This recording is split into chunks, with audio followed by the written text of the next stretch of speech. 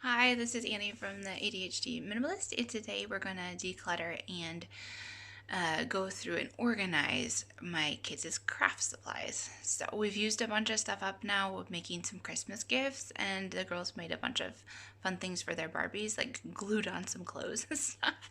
So now it's time to see what's left, and they didn't put it back very well because they have ADHD, and it's kind of hard to remember how to organize things. So I'm going to have to go through this and make sure everything gets refilled that needs to be refilled, like hot glue, and I need to generally just organize it.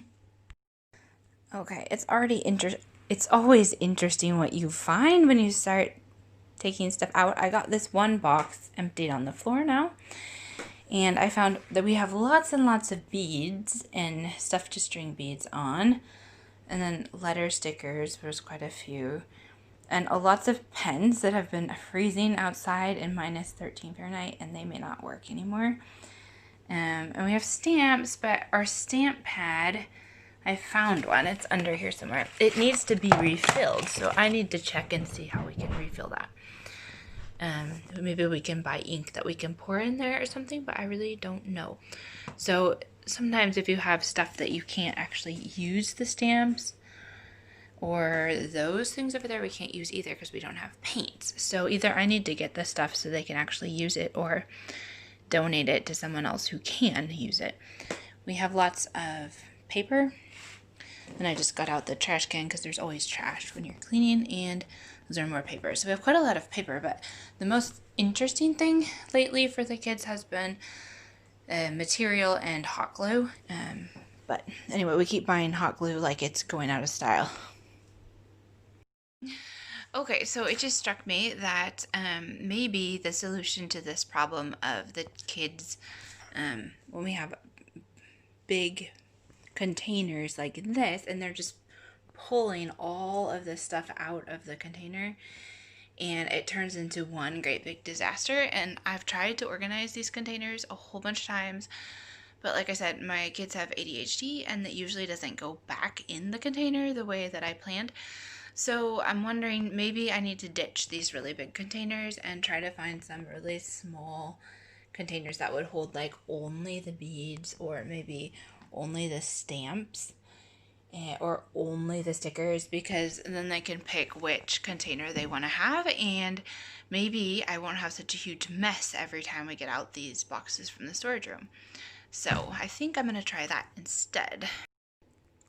So I scrounged around in the storage room to come up with a new solution, and I realized that we had some of these plastic boxes from Ikea, and we actually have some of the wooden holders for these that we're not using. So this is a pretty cheap solution, even if you don't have these products at home.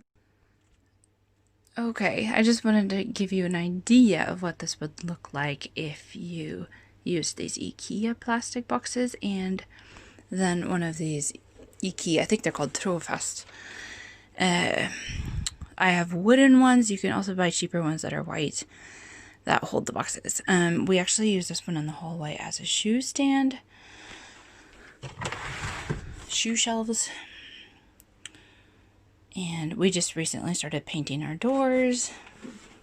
Right now they're gray. I'm not sure if they're gonna stay gray or not, but we took the trim off to paint the trim white. So we're missing the trim that should be here. If anybody has a really great color for doors, let me know. This is actually a base coat paint, and you can use it as paint like that, or you can paint over it. So I thought we might just have gray for a while and then see if we have a better idea. But this is some of the stuff that I sorted into different categories, so I'm hoping to have less mess. We have felted wool, needle felting, crochet and knitting in one box, markers and colored pencils, material and ribbon, beads and string, glue. Right now I have tape in with the glue, and we're kind of low on supplies because we used a lot up around Christmas, so I might need another box for tape. The kids have lots of different colored tapes, and this is paper and stickers. So these are all going out to a cold storage room, and it's probably not free from mice. So that's why I put this tape over the holes in the lid just to make sure that nothing gets in here. This is some of my favorite tape. It's a Gorilla tape, and it's really thick, even thicker than silver tape, so I've never had anything try to chew through that. This is how it turned out. You may have a lot more categories and need 2 of these if you have kids that do lots of crafts, but this just seems so much easier for the kids to get stuff out themselves, because I had just organized it all in 2 really big plastic boxes, and they would pull absolutely everything out, even pull out the things that they weren't planning on using, and then they would mix it all together. So even though I had organized it within the box, giving them the entire box just turned into a huge mess. My kids do have ADHD, so it's a little bit harder for them to understand how I organize things. So just having a smaller box where they can just put everything back in the box is probably a much better solution for them as well. Paper and stickers. And this kind of looks a little bit messy, but I figure the kids won't make it look better than this when they put it back. So I do have one of these file thing to put papers in standing up. And then a lot of the stickers are in different containers, like this, and then there's more paper over here. And as long as it all gets in here, I'm happy. So if you want to look at some of the ones, this one's the glue. And I went ahead and put some of the tape in here for now, but glue, and they have 1 thing of stick glue. Otherwise, they just pretty much only use hot glue or this colored hot glue. Let's see here. And we have beads and string.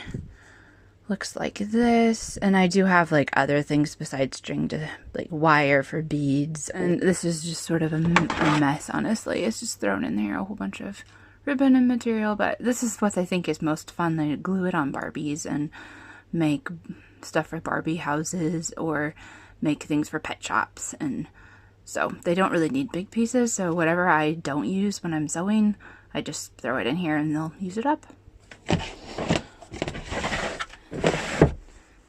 So that's about it. Good luck organizing your craft stuff. Okay, and one last thing. The reason I didn't actually show you the boxes in the real storage room, the reason I showed you them in the hallway, is because we got snowed in yesterday and I couldn't even get the front door open. We got, goodness, at least 40 centimeters of snow overnight, and then it continued to snow all day, so we've been trying to dig ourselves out of our farm. We couldn't even leave this morning to go to work, so before I could even get into the storage room, I have a lot of snow to shovel. Okay, I just wanted to quickly say that my kids liked the new solution. The girls were already pulling stuff out of the new boxes, and I guess just reorganizing it and making it look different made it more interesting to them again. So that was really great, and it's easier for them to put stuff back when it's in a smaller box, I've noticed. So that's a pretty good ADHD solution. Just make the boxes as small as possible so that they just fit the one item that needs to be in there. And the one box I did have a lot of different things in it, but it all had to do with like wool yarn. So the few exceptions would be like things that can be used for multiple crafts could maybe all go in the same box. So, and the other thing was that my markers that I thought were surely dead because they had been outside in minus 13 degrees Fahrenheit in the storage room, they actually worked. So it's apparently not a problem to have children's markers outside, even if it's freezing cold in your storage room. So good to know. Good luck. Okay, for those of you who stayed to the end, if you were wondering about my shirt, I usually don't wear yellow in the winter because it makes me look really pale, but I usually use this when I'm working around the house. It says, "I love the Zambezi Zinger, Worlds of Fun." And when I grew up, this was a roller coaster at Worlds of Fun. It kind of went up, up, up in the spiral and then down and around. And it didn't have any seatbelts, so this would be totally illegal today, and they had to take it down. But anyway, I still have a shirt, a nostalgic shirt about, reminds me of when 2 friends and I, we all squished into the front of this thing, and it had no seatbelts, and we would Well, we liked the front because we could all squish in there. We thought if we were all squashed in the front, we wouldn't fall out. And we went on it over and over and over again. And we made my friend's dad go on it over and over and over again. And he almost threw up because it's going around and around and around. Anyway, sometimes it's fun to remember things that we used to do that we're glad that our children will not be able to do.